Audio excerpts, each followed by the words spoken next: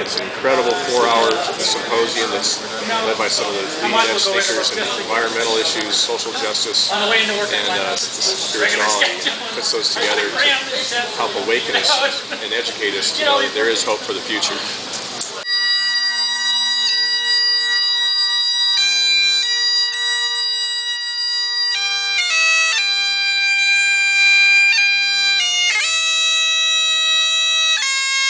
My name is Chris, and I'm here to stand up for saving Mother Earth, and knowing before when I thought I couldn't make a difference, now I know I can.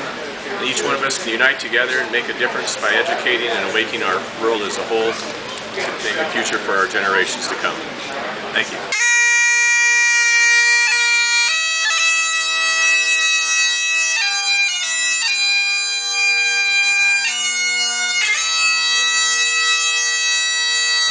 Hi, I'm Mike from Reno, Nevada, and this is my statement to leaders in Copenhagen.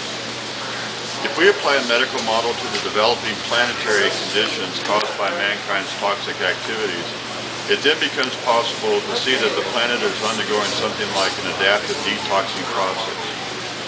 We have limited time to create and execute a treatment plan that diminishes our toxic impact and also lessens the severity of what would otherwise be completely devastating consequences to mankind and all other living species. Thank you, Billy. Is that okay? It's for our esteemed elected officials, President Obama. Nevada, the state we live in, has all this geothermal power, wind power, solar power, and we're doing so little to develop it. And we should be the leading state in taking charge of sustainability. And why we're not doing it, I have no idea. But Senator Reid, let's start moving and be an example to the nation. And President Obama, thank you for going to Copenhagen, and thank you for moving forward with climate change. With you, Copenhagen! Hi there, my name is Jeff Carlton, and I'm from Reno, Nevada. And I'm standing with snowflakes because that's what I would like to maintain, so that we can keep on having snow in Reno, Nevada.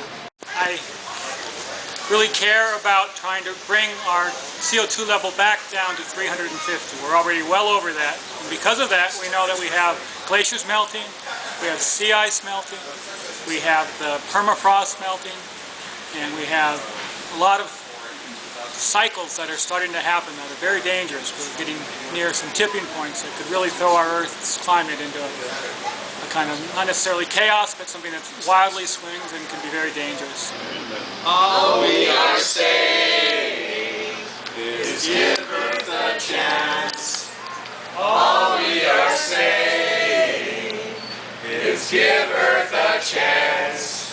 For the leaders in Copenhagen, I hope that all of you will be leaders and that you'll come up with some type of legal binding agreement, because a legal binding agreement or commitment is a real commitment, and one that isn't legal really doesn't mean as much. So I hope that people will step up, and larger countries who are the ones who are most responsible for what's going on in this world will do the hard thing and actually come out and find ways to get the money that we need to make things better for the world and for our environment. All we are saying is give Earth a chance.